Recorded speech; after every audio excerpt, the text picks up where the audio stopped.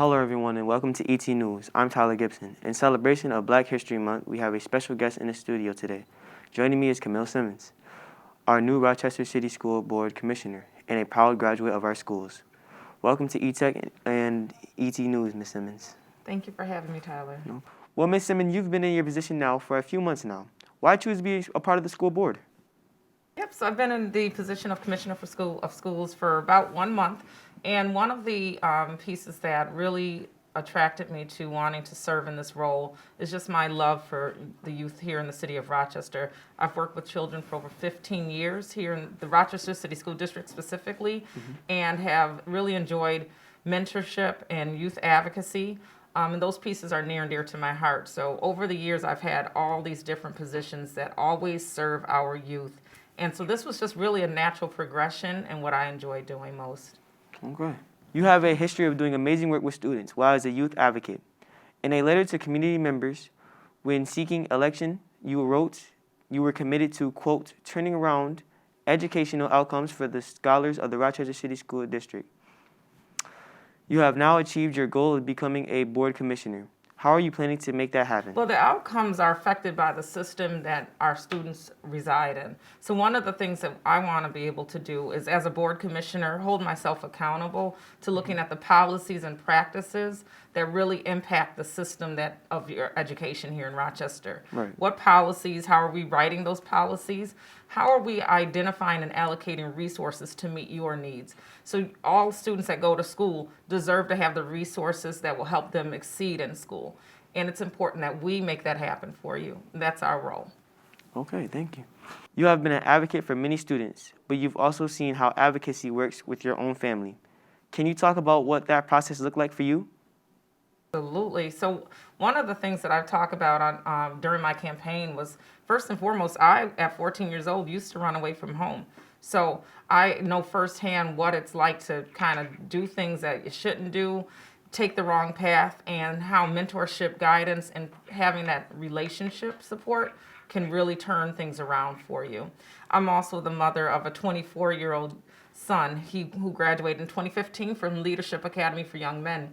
And that's where one of my greatest advocacy pieces happened, advocating for my own son. And what that looked like was relentlessly partnering with the school community, making sure that I was present as a parent, but also holding my child accountable for the things that he may have been doing that weren't what I expected of him. So there was this piece where I had to show up as a parent, make sure that he was accountable and knew where his role was, but also what was my role, and also how the school community can help serve.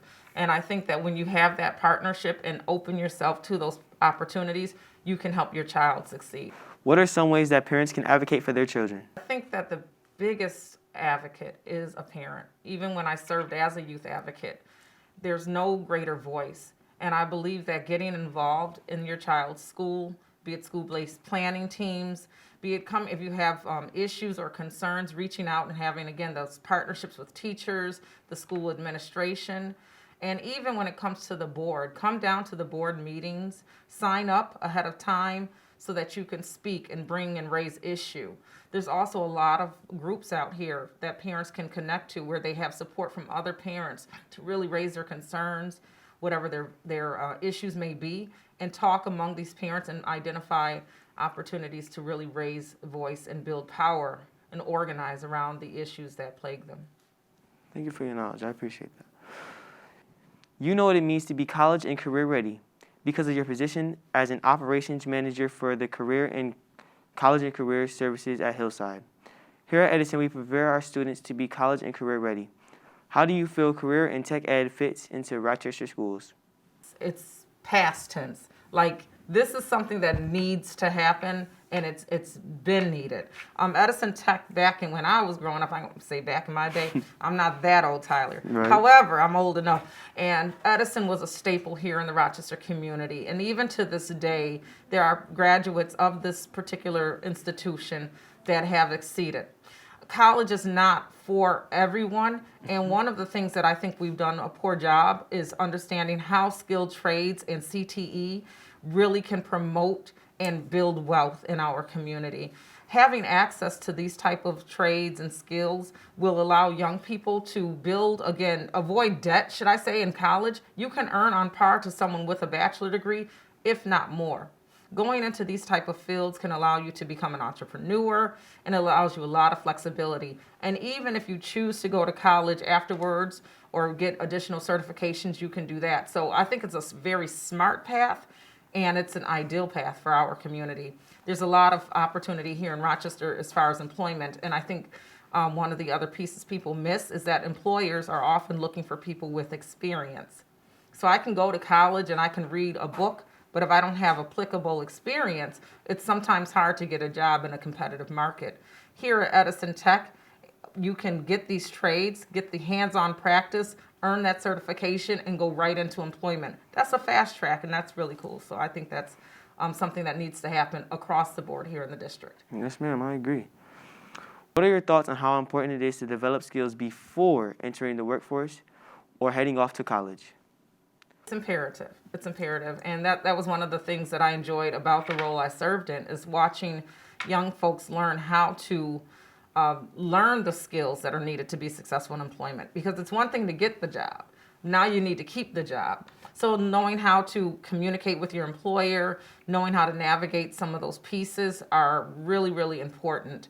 And they also promote your success. So if you get those skills and those trainings ahead of time, that foundation is something that you cannot replace. So it's very important, and I just think it's something that we have to make sure our students have access to. And I think Edison is doing a great job with that. There is a lack of skilled trade workers across the country. 68% of tradespeople have struggled to hire skilled workers, and more than a third of them are slightly or extremely understaffed. How will Rochester City School District support our community by preparing students in our district to meet the demand? Well, right now I was excited during one of our equity and student achievement meetings with the district. I think it was last week. We had a gentleman who talked to us about the work-based planning opportunities that they're trying to bring forward here in the district. I think partnered with Edison, and again, making sure that this is district-wide is going to be really important. It's really important also that we as a district have a understanding of where the holes are, the pockets in our community. What are the opportunities that exist for students? Who are the students that are interested in taking advantage of those opportunities? And how are we creating that pipeline to ensure that our students are getting into the spaces that are available to them? I've heard lots of my classmates complaining about the food. Any plans to have better food on the menu and have more options too? Absolutely. I'm interested in being part of that process. Some board commissioners have been raising that. I am one of them. So one of the things that I'm doing is I do have a scheduled visit to one of the food distribution centers here for the district. The other thing we look at is one of the responses we got is that, hey, the district is heavily reliant on the federal regulations, and so the food technically meets the nutritional value.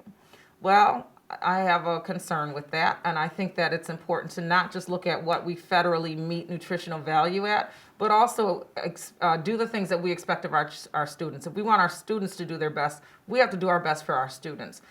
Is there applicable dollars that we can allocate to help increase or better our food options?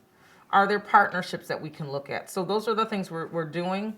I know that Vice President Beatrice LeBron has a community table that she oversees where parents can come and talk about some of the nutritional issues they're having. So that's something that's building out as well. So I can't wait to get my visit into food services and hopefully get you guys some options. Ms. Simmons, thank you so much for being here today. For ET News, I am Tyler Gibson signing out.